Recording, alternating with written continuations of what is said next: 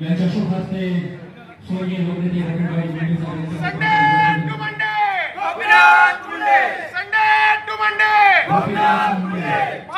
भारतीय जनता पार्टीच्या जिल्हाध्यक्षांचा अर्थात बसवराज पाटील मुरुमकर यांचा अहमदपूर येथे नुकताच भव्य नागरी सत्कार सोहळा संपन्न झाला आहे आणि त्याचबरोबर मंडळ कार्यकारिणी जाहीर देखील करण्यात आलेली आहे। नेमक्या बसवराज पाटील मुरुमकर यांच्या काय प्रतिक्रिया आहेत जाणून घेणार आहोत।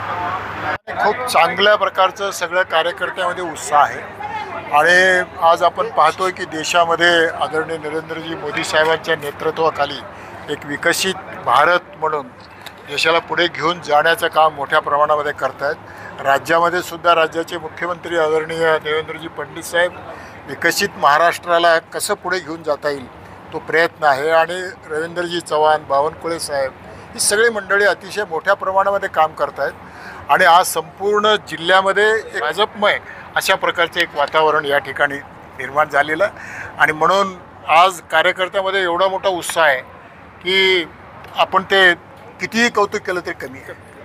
आणि विशेष करून अहमदपूरमध्ये पूर्वीपासूनच एक भाजपचं फार मोठं गड आहे आणि म्हणून आज कार्यकर्त्यांमधले हे उत्साह पाहिल्यानंतर येणारी जिल्हा परिषद, पंचायत समिती, नगरपालिका हे निश्चितपणानं भाजप जिंकल्याशिवाय राहणार नाही हे मी आज आपल्याला ठिकाणी सांगू इच्छितो। आदेश सर अकोपर भरत येथील कार्यकर्त्यांनी विधानसभा निवडणुकीमध्ये महायुतीचा उमेदवार म्हणून बाबासाहेब पाटील यांना निवडून दिलं, मात्र आता त्यांच्या मनामध्ये असलेली खटखट आताच आपल्याकडे बोलून दाखवली। या संदर्भात आपलं काय मत आहे? या संदर्भामध्ये सगळे कार्यकर्ते एक विचारानं या ठिकाणी काम करत आहेत, एका विचारानं सगळं या ठिकाणी चालू आहे आणि आमचं जे अलायन्स आहे त्या अलायन्समध्ये एकमेकाबद्दल कसल्याही प्रकारचं कोणाची तक्रार नाही आणि आता या पुढील निवडणुकासुद्धा एका विचारानं एक मतानं सगळ्या कार्यकर्त्याला न्याय मिळेल अशा प्रकारचं निवडणुका या ठिकाणी होतील। कार्यकर्त्यांमधून मात्र ह्या येणाऱ्या आगामी निवडणुका ह्या वैयक्तिक लढाव्यात अशा काही कार्यकर्त्यांकडून आमच्याकडे मेसेज आहे, त्या संदर्भात आपलं काय? आम्ही बघू काय, पण पक्षाच्या वतीनं एकदम व्यवस्थितशीर होईल। भारतीय जनता पार्टीचा खरं तर नारा आहे की अच्छे दिन आने वाले आहे। आता तुम्ही बोलताना म्हणालात की अहमदपूरकरांसाठी चांगले दिवस येणार आहेत, नेमकं काय गमक आहे?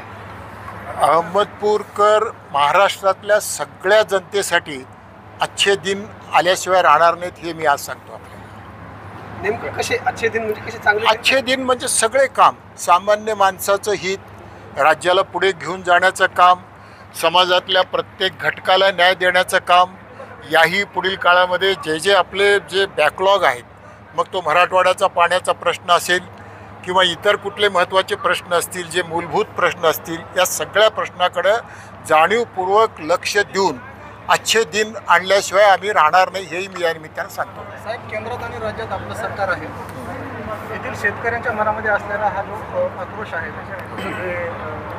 खतखत आहे, यासाठी आपले काय प्रयत्न असणार आहेत? नेहमीच देवेंद्रजी फडणवीस साहेबांचं सरकार हे शेतकऱ्यांच्या पाठीमागं खंबीरपणानं या ठिकाणी उभा टाकले। अनेक योजना शेतकऱ्याला न्याय देण्यासाठी हे सरकार कधीच कमी पडलं नाही आणि याही पुढील काळामध्ये कमी पडणार नाही। ताजे आणि महत्त्वाचे अपडेट पाहण्यासाठी पाहत राहा आवाज बहुजनांचा न्यूज लाईव्ह करता शिवाजीराव गायकवाड, अहमदपूर, लातूर। आवाज बहुजनांचा।